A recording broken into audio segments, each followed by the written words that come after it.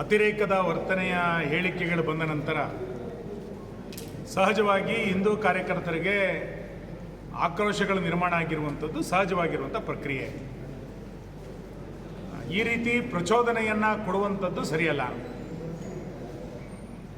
ಇವತ್ತು ಅದನ್ನು ಖಂಡಿಸಿ BC ರೋಡ್ ಚಲೋ ಕಾರ್ಯಕ್ರಮ ನಡೆದಿದೆ. ನಾನು ಮತ್ತೆ ಜಿಲ್ಲಾಡಳಿತಕ್ಕೆ ಮತ್ತು ಮುಸಲ್ಮಾನ ಮುಖಂಡರಿಗೂ ಎಚ್ಚರಿಕೆಯನ್ನು ಕೊಡೋದು, ನಿಮ್ಮ ಯುವಕರನ್ನು ಹದ್ದುಬಸ್ನಲ್ಲಿಡುವಂಥ ಕಾರ್ಯವನ್ನು ನೀವು ಮಾಡಬೇಕು. ಗಣೇಶೋತ್ಸವದ ಮೆರವಣಿಗೆಯ ಮೇಲೆ ಎಲ್ಲ ಕಡೆಗಳಲ್ಲೂ ಕೂಡ ಇವತ್ತು ಕಲ್ಲು ತೂರಾಟಗಳು ನಡೆಯುತ್ತೆ ಅಂತಂದರೆ ನೀವು ಇದನ್ನು ನಿಮ್ಮ ಯುವಕರನ್ನು ನೀವು ನಿಯಂತ್ರಣದಲ್ಲಿ ಇಡಲಿಲ್ಲ ಅಂತಾದರೆ ಮುಂದಿನ ದಿನಗಳಲ್ಲಿ ಯಾವ ಮೆರವಣಿಗೆಗಳನ್ನು ಕೂಡ ರಾಜ್ಯದಲ್ಲಿ ನಡೆಸಲಿಕ್ಕೆ ಮುಸಲ್ಮಾನರಿಗೆ ಸಾಧ್ಯ ಆಗಲಿಕ್ಕಿಲ್ಲ. ಇದನ್ನು ಎಚ್ಚರಿಕೆಯಿಂದ ತಗೊಳ್ಬೇಕಾಗತ್ತೆ. ದಯಮಾಡಿ ಮಂಗಳೂರು ಜಿಲ್ಲೆಯಲ್ಲಿ ಈ ರೀತಿ ಬಹಿರಂಗವಾಗಿ ಸವಾಲನ್ನು ಹಾಕುವಂಥದ್ದು, ಅದಕ್ಕೆ ಇನ್ಯಾವುದೋ ಜನರು ಕುಮ್ಮಕ್ಕನ್ನು ಕೊಡುವಂಥದ್ದು ಸರಿಯಲ್ಲ.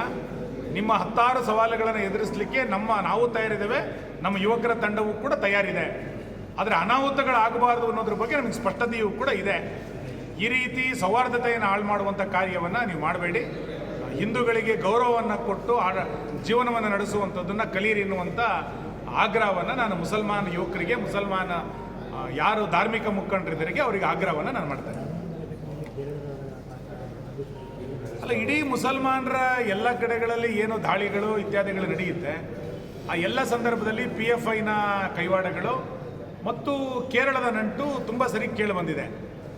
ಸರ್ಕಾರ ಇದನ್ನು ಗಂಭೀರವಾಗಿ ತೆಗೆದುಕೊಳ್ಳಲಿಕ್ಕೆ ತಯಾರಿಲ್ಲ ಮತ್ತು ಇದೊಂದು ಅಂತಾರಾಜ್ಯ ಷಡ್ಯಂತ್ರ ಅಥವಾ PFIನ ನೇರ ಕೈವಾಡ ಇದನ್ನು ಸರ್ಕಾರ ಒಪ್ಕೊಳ್ಳೋಕ್ಕೆ ತಯಾರಿಲ್ಲ. ವಿಧಾನಸೌಧದಲ್ಲಿ ಪಾಕಿಸ್ತಾನ್ ಜಿಂದಾಬಾದ್ ಅಂತಾಗಲೂ ಕೂಡ ಸರ್ಕಾರ ಒಪ್ಕೊಳ್ಳಿಲ್ಲ. ಬೇರೆ ಘಟನೆಗಳು ನಡೆದಾಗಲೂ ಕೂಡ ಸರ್ಕಾರ ಒಪ್ಕೊಳ್ಳೋದಿಲ್ಲ. ಸರ್ಕಾರ ವೋಟ್ ಬ್ಯಾಂಕಿನ ಓಲೈಕೆ ರಾಜಕಾರಣದ ಹೊರಗೆ ಬಂದು ಇದೊಂದು ಆಂತರಿಕ ಭದ್ರತೆಗೆ ಒದಗಿರುವಂಥ ಸವಾಲು ಅನ್ನೋದನ್ನು ಅರ್ಥ ಮಾಡ್ಕೊಂಡಾಗ ಮಾತ್ರ ಇದಕ್ಕೆ ಪರಿಹಾರವನ್ನು ಕಂಡುಕೊಳ್ಳಿಕ್ಕೆ ಸಾಧ್ಯ ಇದೆ. ಮಂಗಳೂರಿನ ಘಟನೆಯನ್ನು ಈಗಾಗಲೇ ನಮ್ಮ ವಿರೋಧ ಪಕ್ಷದ ನಾಯಕರು ಉಳಿದವರೆಲ್ಲರೂ ಕೂಡ NIAಗೆ ಕೊಡಬೇಕು ಅನ್ನೋದು ಆಗ್ರಹವನ್ನು ಮಾಡಿದ್ದಾರೆ. ನಾನು ಕೂಡ ಆಗ್ರಹವನ್ನು ಮಾಡ್ತೇನೆ.